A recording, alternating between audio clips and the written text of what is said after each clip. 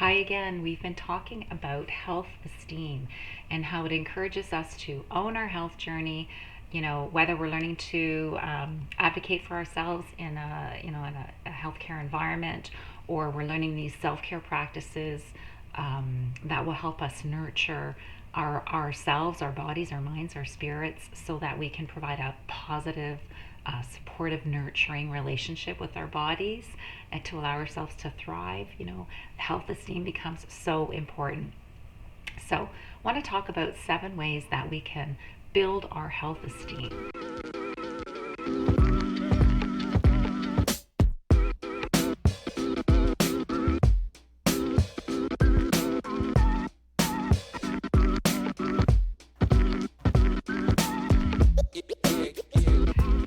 So, some of these are very, very small, very subtle. Like the first one is really just to celebrate and honor your body. Sometimes I think we forget all the amazing things that our bodies do for us. If you just take a minute to put your hand on your heart and take a breath and realize that, that breath, it's happening all the time, every day, 24/7. You're not doing anything. Your body is just doing that for you. And you can feel your heart beating and remembering how strong and powerful that heart is and everything that that's doing for you. So, what I really like is a little gratitude practice where maybe in the evening before you go to bed or in the morning when you get up, just reminding yourself. I kind of like the evening actually myself, but reminding yourself of maybe 3 things that your body did for you that day. My body allowed me to build a snowman with my grandkids, or my body allowed me to take that big hike that I'd been wanting to do. My body carried me through a really challenging day today. It doesn't even have to be super specific, but the best you can do, just really showing some gratitude for your body. The next one is really practicing some self-compassion. This is somewhere that I think we all struggle, because it's very easy to show compassion for people around us. If somebody came to us and said they were struggling with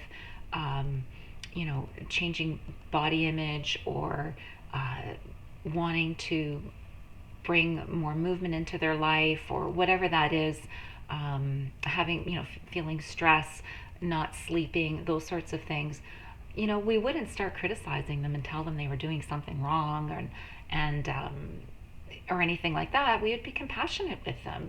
There are things going on in people's lives. Things happen, but there is a way through, and so we would show compassion. And so we need to show compassion for ourselves as well. We need to be supportive.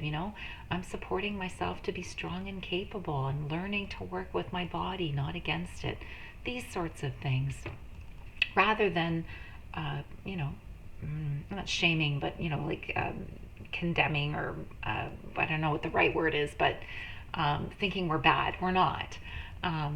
So that's number 2. Number 3, start moving for joy. I think sometimes we make it this big thing that we need to move our bodies.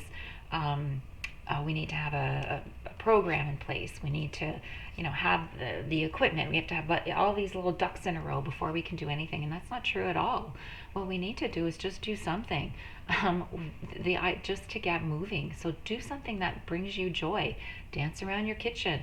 Do some gentle stretching. Go for a walk. It's beautiful right now in Ontario. We have all this wonderful snow out there. Maybe you're a snowshoer. Whatever brings you joy, whatever makes you happy, bring a friend along. Will make it even better. Just let go of that idea that movement has to be perfect, because it doesn't. It's not all or nothing. It's all or something. Just do something and make it joyful. Really build your self-advocacy skills.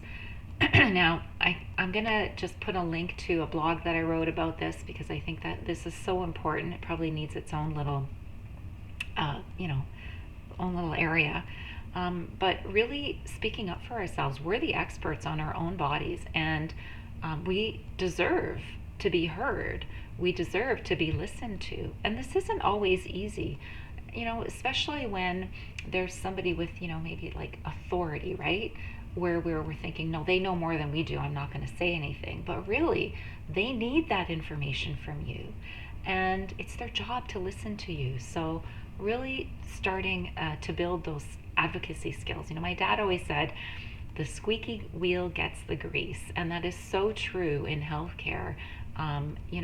If you're not speaking up and letting people know what's going on, it's hard for them to know to help you, right? So we need to speak up. And so go to that blog. So the next thing is just to visualize yourself. Just do something simple like 1 year from now, where do I want to be? What do I want things to look like? And what choices do I need to make between now and then to help get myself to that place? And I'm talking obviously about our health, right? What is our health goal for a year from now? So what are the choices, the attitudes, the actions, the behaviors that are going to get us there? And just start making little changes that will start to move you towards that. This one I think is so important, surrounding ourselves with positive influences. There's that saying, I think you become the average, I'm sure I get this number wrong, but you become the average of the 7 people you hang around with most, or something like that. Surround yourself with people who are supportive, who lift you up, who encourage you to take care of yourself, to celebrate your health at every age and stage. Your environment is really important. It helps to shape your mindset. So if you're not already part of the family, please join us, because that's really important. And the last thing is prioritize your rest and recovery.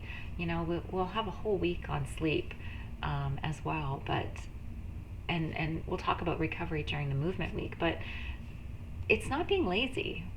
Rest and recovery are not lazy. They're essential. Our bodies have to have time to recharge, reset, rejuvenate. That's how we're built. So it's not lazy. Don't feel guilty when you're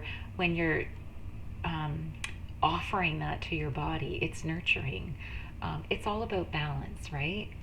So the bottom line is that really, by focusing on our health esteem, really valuing and prioritizing our own health and well-being, we're starting to see our body as a partner. Not just our bodies are different, but our entire lives can feel different.